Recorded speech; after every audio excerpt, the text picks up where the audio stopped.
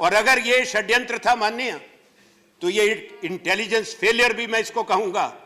देश के प्रधानमंत्री अगर कहते, उसी वक्त कहते, कोई राष्ट्रपति ट्रंप उनको रोक सकता था अपील करने को? मुझे ये कहने में कोई संकोच नहीं है कि जो हुआ है भारतीय प्रजातंत्र पर एक कलंक है, जिसको साफ करना धोना हम सबका कर्तव्य बनता है। एक जुडिशियल कमीशन होना चाहिए, कोई एसआईटी से नहीं होगा। ये दुख की बात है कि इतना देश की राजधानी में जो हैवानियत देश ने और दुनिया ने देखी, अपेक्षा ये की जाती है प्रजातंत्र में कि भारत की संसद इतने लोगों की हत्या के बाद देश में जो राजधानी में तनाव टकराव रहा, पहले दिन उस पर अपना खेद व्यक्त करेगी, चर्चा करेगी, एक संदेश देगी दिल्ली को और भारत के लोगों को आश्वस्त करने का, उनके जख्मों पे मलहम लगाने का। पर यह ऐसा नहीं हुआ। कारण सरकार जानती है, चर्चा हुई, देरी बहुत हुई। यह अफसोस की बात है। माननीय गांधी जी के 150 साल भारत मना रहा। 150 साल मनाने के वक्त प्रयास सबका, ये शासन प्रशासन का, तमाम समाज का ये रहना चाहिए था कि उनके संदेश को सही रूप से याद रखते, ना कि ये कि राजधानी में दंगा हो, 3 दिन तक राजधानी जलती रहे, लोग मरते रहें। ये आंकड़ों की बात नहीं है कितने मरे, कौन किस धर्म का था। वो इस देश के बेटे थे, इस देश के नागरिक थे, इस देश की बेटियां थी। जो मारे गए हैं वो किसी के परिवार का इकलौता बेटा था, किसी का भाई था, किसी का दामाद था। यहां तक कि बच्चों से लेकर 85 साल के लोग।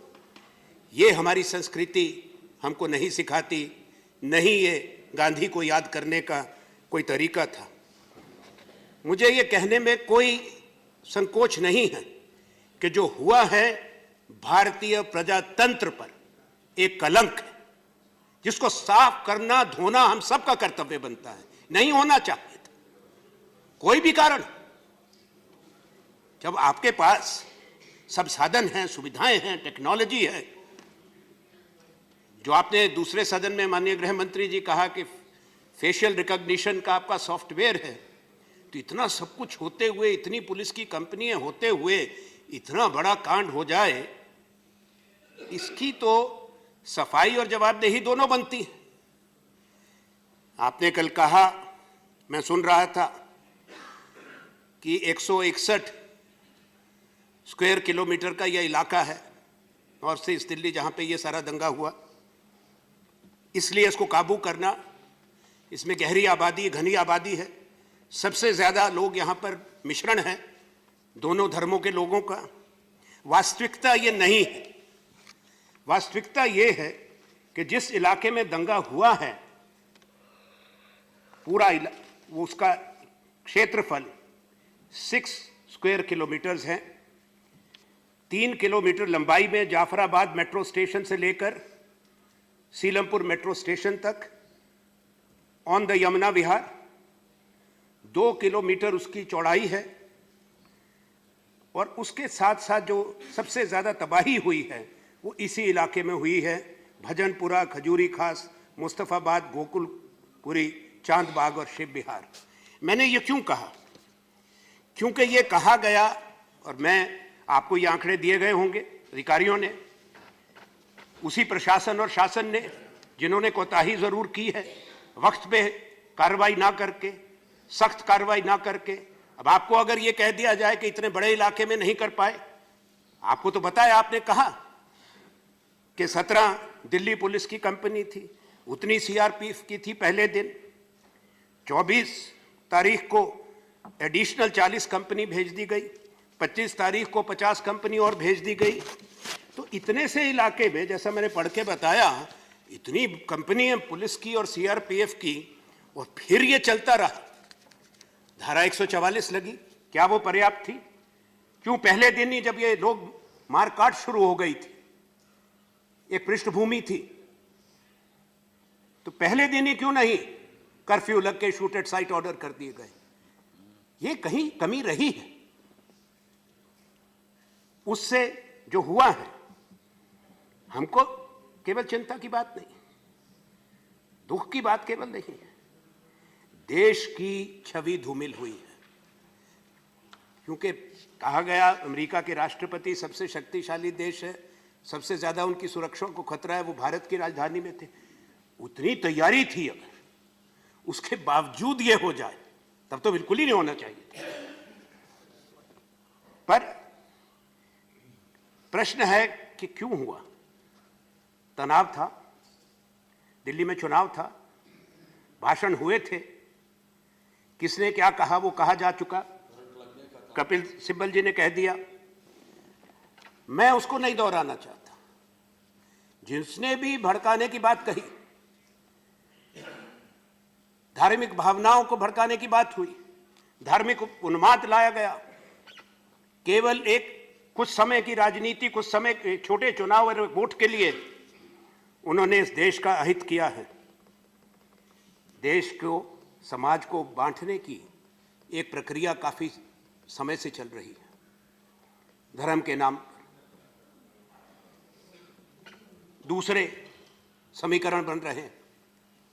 ये देश माननीय बहुधर्मी है, बहुभाषी है, इसकी विविधता इसकी शक्ति है, इसके समाज की एकता भारत को मजबूत करती है। जब उसमें लकीरें खींची जाती हैं, जब उसमें तनाव और टकराव की बात की जाती है, उसमें बढ़ावा दिया जाता है, उसकी अनदेखी की जाती है और उसको राजनीतिक कारणों से फिर उसका उल्लेख किया जाता है, उसकी व्याख्या की जाती है, उसका विश्लेषण किया जाता है, उससे हिंदुस्तान कमजोर होता है, हिंदुस्तान कभी मजबूत नहीं हो सकता।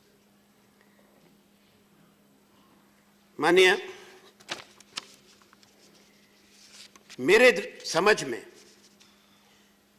धर्म और राजनीति का मिश्रण एक बड़ा खतरनाक और जहरीला मिश्रण है। हमारा देश पंथ निरपेक्ष है, हमारा संविधान हमको यह कहता है। हम में से बहुत लोग आस्था रखते हैं, अपने संस्कार को मानते हैं, पूजा इबादत करते हैं, पर सही माने में जो राष्ट्र को मजबूत देखना चाहते हैं, समाज को मजबूत देखना चाहते हैं, और अगर कोई सही माने में अपने धर्म को मानता है, वो दूसरे मजहब का, दूसरे धर्म का भी सम्मान करता है, किसी दूसरे पर हाथ नहीं उठाता, किसी दूसरे के मारने के लिए आह्वान नहीं करता, कोई भी हो। मेरे पास भी धर्म ग्रंथ हैं, वो मेरे घर में रहते हैं। घर से बाहर हम आते हैं तो हमारा धर्म ग्रंथ ही भारत का संविधान है, जिसकी हमने शपथ ली। अगर इस चीज को, भावना को लेके चले तो शायद ये मेरा, ये तुम्हारा, ये बात नहीं है कि जो आपकी किसी सोच से, आपके विचार से मतभेद रखते हो, वो निजी शत्रु नहीं हो जाते। वो भी इसी देश के नागरिक, उनका भी इतना ही हक है हिंदुस्तान पे जितना आपका और हमारा है। गृह मंत्री जी, ये कहा गया कि जो कुछ हुआ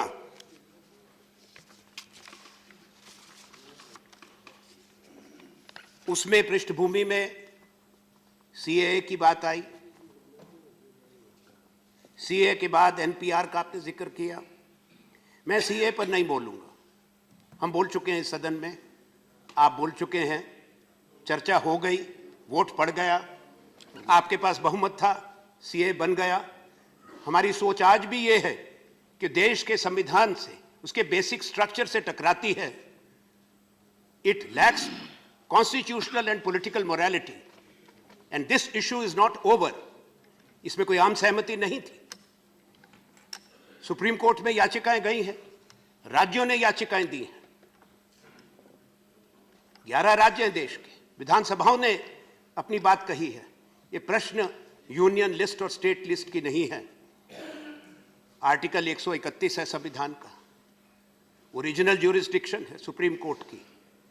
राज्यों को अधिकार है अपनी बात वहां तक ले जाने का। अगर वो सोचते हैं कि कोई चीज आप लाए हैं जो हमारे संविधान से सीधा टकराता है, भेदभाव करता है, तो सुप्रीम कोर्ट को उसको सुनना है। हम इंतजार करते हैं, वो इंतजार लंबा हो गया। तो ये कहना कि जो उसके विरोध में थे वही दंगों के जिम्मेवार हैं, न्यायोचित नहीं है, इंसाफ की बात नहीं है। इतने 11 राज्य, इतने मुख्यमंत्री, इतनी विधानसभाएं, तमाम विरोध पक्ष जिन्होंने मत भी खिलाफ दिया और आज भी हमारा मत है। And I hope that the supreme court of India, the judiciary, the constitution bench is convened at the earliest. This delay is hurting the country. This issue must be finalized. It should be settled in finality so that the country knows whether CA is discriminatory or not, whether it is against the fundamental structure of the constitution, whether it denies, deprives or not. Let this issue be settled. Let there be no politics on it. Parliament has done its work. अब वहां पे वो क्यों नहीं कर रहे अपना काम, ये तो माननीय वही कहेंगे। जल्दी करें, हम तो ये प्रार्थना ही कर सकते हैं कि ये बात सुनी जाए और इस बात पे जल्दी निर्णय हो। पर एक चीज सोचनी पड़ेगी कि जो भी इस हिंसा में गए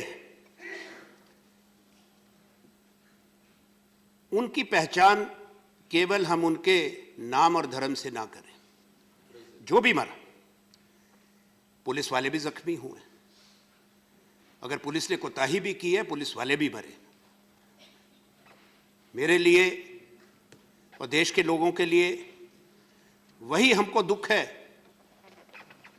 जो एक जवान लड़का मरा या बच्ची मरी, और वही दुख है अगर पुलिस का हेड कांस्टेबल रतन लाल मरा या अंकित शर्मा मरा।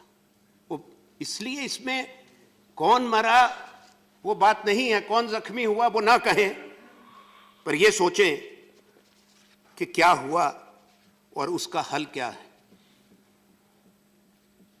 इतना होने के बाद भी एक अच्छी बात तो मैं कहूंगा उसको, इसमें नफरत के माहौल में, हिंसा के माहौल में मानवता फिर भी नहीं मरी, मानवता जिंदा रही। हमें फख्र है उन लोगों पर, चाहे वो हिंदू हैं या मुसलमान हैं, उन्होंने भाईचारा बनाए रखा। सिख भी आपने ठीक कहा, सिख भाई बहन भी, उन्होंने एक दूसरे को बचाया, शरण दी। और मेरे पास पूरी रिपोर्ट है जो हिंदुस्तान के एडिटर्स ने बनाई है मिलके, ये मेरे पास है कि कहां कहां पर शिवपुरी में जहां सबसे ज्यादा हिंसा हुई, आज भी लाशें निकल रही हैं, वहां मुसलमानों ने घर गिने हुए कि कितने हैं, उन्होंने मंदिरों को बचाया, हिंदुओं ने मस्जिदों को बचाया। एक दूसरे के साथ उन्होंने वो नहीं किया जो इंसान इंसान के साथ नहीं करना चाहता। पर मैं एक ऐसी अपेक्षा करता था, जब देश में इतनी बात हो रही थी तो शासन और प्रशासन की जहां जिम्मेवारी होती उसमें कहना कि सब कुछ ठीक हुआ, तो इतने छोटे इलाका 3 दिन तक जलता रहा, ये सर्टिफिकेट ना दें, बिना जांच के ही तगमा देना ठीक नहीं है।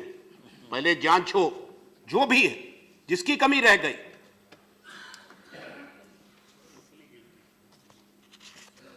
क्या इस बात का क्या जवाब है कि अगर सब कुछ मजबूती से कार्रवाई हो रही थी तो फिर ये इतना बड़ा कांड हुआ? हम उम्मीद करते थे कि भारत के प्रधानमंत्री माननीय नरेंद्र मोदी जी संवेदनशील होंगे। माननीय गृह मंत्री जी, आप उत्तर दे रहे हैं, बेहतर होता माननीय प्रधानमंत्री उस सदन में, इस सदन में कुछ कहते। पर प्रधानमंत्री जी को 4 दिन लग गए। 26 तारीख को एक ट्वीट आई माननीय प्रधानमंत्री जी की, तब तक वो बॉन्ड थे, और उसमें भी उन्होंने कोई खेद व्यक्त नहीं किया कि इतने लोग मारे गए। इस घटना की निंदा नहीं की, केवल भाईचारे की अपील की, जिसका हम स्वागत करते हैं। पर देश के प्रधानमंत्री अगर कहते, उसी वक्त कहते, कोई राष्ट्रपति ट्रंप उनको रोक सकता था अपील करने को कि यह बंद होना चाहिए, उसकी निंदा करते तो बड़े हैं वो। लोग सुनते, प्रशासन सुनता कि आप प्रधानमंत्री मजबूत हैं, आप मजबूत गृह मंत्री हैं। ऐसा हो सकता है कि आप मजबूती से उनको कहते तो इतने लोग इतने कम इलाके में इसको दंगे को काबू में लाते। बेहतर होता कि प्रधानमंत्री इसकी निंदा पहले करते, इस पे पहले बोलते। माननीय सभापति महोदय, गृह मंत्री जी इस बात पे खुलासा करें। इन्होंने कहा कि बाहर से लोग आए थे, हथियार लेकर आए थे, ये सब कह रहे हैं। आपने ये भी कहा कि कॉन्स्पिरेसी थी, षड्यंत्र था। वो षड्यंत्र, उसका पर्दाफाश होना चाहिए, किसी ने भी किया। जहां तक हमारी बात है, हम हर ऐसे संगठन का विरोध करते हैं जो हमारे समाज के अंदर जहर घोलते हैं, वो कोई भी हो। इस देश को कोई प्राइवेट सेनाओं की जरूरत नहीं है, ना राम सेने की, ना हिंदू सेने की, ना पीएफआई की। किसी को अनुमति ना दें आप, जो भी है उसके खिलाफ कार्रवाई करें। आपके पास भारत की फौज है, भारत की दिल्ली की पुलिस है, पैरामिलिट्री फोर्सेस हैं, कानून वो देखेंगे या कोई प्राइवेट फोर्सेस फौजें बनेगी यहां पर। आप कहें आज कि पाबंदी लगाएं सब सेनाओं पर, जो प्राइवेट हथियार रखते हैं उन पर पाबंदी लगाई जाए। ये मेरी मांग है आज इस सदन के अंदर, और इस पर कार्रवाई हो पूरे देश के अंदर। दोबारा ये मौका ना आए कि कहीं से भी 300, 400, 500 आदमी हथियार लेके आए।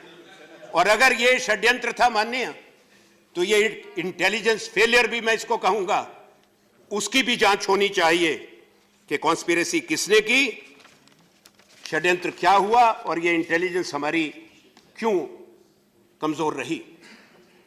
ये दोषारोपण हम नहीं कर रहे, मैं दोषारोपण बिल्कुल नहीं कर रहा। ये वक्त राहत देने का है, जख्मों को भरने का है, कुरेदने का नहीं। गृह मंत्री आज सदन को बताएं कि रिलीफ और रिहैबिलिटेशन के लिए क्या कर रहे हैं। जहां तक प्रशासन है वो कमजोर रहा, दंगे रुकने के बाद भी दूसरी संस्थाएं, खालसा एड, जो सिखों की गुरुद्वारों की संस्थाएं, कारवान, दूसरे लोग, सामाजिक संगठन, वो राहत का काम ज्यादा करते रहे। शासन प्रशासन की तरफ से बहुत कमी रही है, इसको भी देखना बड़ा जरूरी है। और मैं कहूंगा आपसे, ठीक है, मैं थोड़ा 3 मिनट और लूंगा। नहीं हो गया जी, नहीं हुआ, नहीं हुआ, ठीक, नहीं उधर सामने तो देखिए। चल मैं खत्म कर दूंगा। इतनी बड़ी बात हो रही है, 3 दिन तक दिल्ली जलती रही, आप 3 मिनट नहीं देते। चलिए, तो चलिए, आपने ही तय किया है, ठीक है, मैं तो उसका पालन करवा रहा हूँ। हो जाएगा, अभी खत्म हो जाएगा। अच्छा, मुझे एक चीज कहनी है कि इसकी निष्पक्ष जांच होनी चाहिए। कितनी एफआईआर दर्ज हुई वो बात नहीं, हर एफआईआर की स्क्रूटनी हो के सही दंगाइयों के खिलाफ एफआईआर है, कहीं बेगुनाहों को मुजरिम ना बनाया जाए, मुजरिमों को छोड़ा ना जाए। एक जुडिशियल कमीशन होना चाहिए, कोई एसआईटी से नहीं होगा।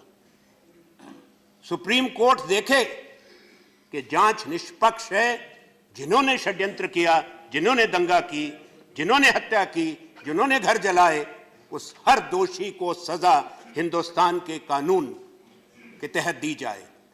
जवाबदेही की जहां तक बात है कि किसने क्या किया, पृष्ठभूमि क्या थी, वो बात नहीं। एक उर्दू का शेर है, बड़ी बार आपने भी सुना होगा, पर आज बड़ा एप्रोप्रिएट है कि तू ना इधर उधर की बात कर, ये बता कि लुटा क्यों काफिला, मुझे रहजनों से गरज नहीं, तेरी रहबरी का सवाल है। माननीय, मेरा सरकार को यह कहना है कि सरकारें इकबाल पर चलती हैं, विश्वास पर चलती हैं। इस सरकार का लंबी चुप्पी से और घटनाक्रम से इकबाल टूट गया है, विश्वास टूट गया है। वो विश्वास आप कैसे कायम करें कि लोग कहें कि जो आप कह रहे हैं, आप दिल से कह रहे हैं, केवल 4 शब्द सबका साथ सबका विकास वो खोखले शब्द रह गए हैं। उसके लिए क्या कदम उठाए जाएंगे, क्या कार्रवाई होगी, कितने निष्पक्ष आप रहेंगे, कैसे आप इंसाफ करेंगे, वो हिंदुस्तान उसका इंतजार कर रहा है। धन्यवाद। जय हिंद।